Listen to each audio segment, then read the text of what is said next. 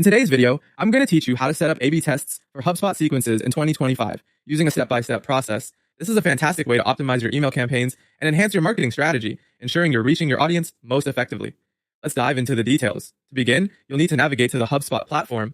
Once you're logged in, look at the navigation bar at the top of your dashboard. You'll want to head over to the automation section. Under that, you'll find the workflows option. This is where all the magic begins. Once you're in the workflows section, you'll either create a new workflow or choose an existing one that you wish to optimize with A/B testing. To create a new workflow, simply click on the Create Workflow button. If you're working on an existing workflow, open it and move ahead to the next steps. With your workflow open, it's time to determine the enrollment trigger. This trigger is essentially what starts the workflow. This could be a variety of things, like a form submission, a contact being added, or even a change in the deal stage.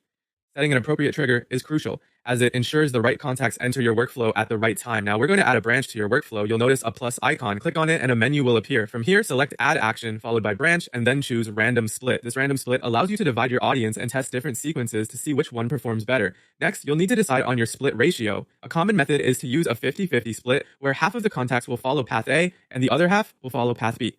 This equal division is excellent for a fair test, but you can adjust this ratio based on your specific testing needs.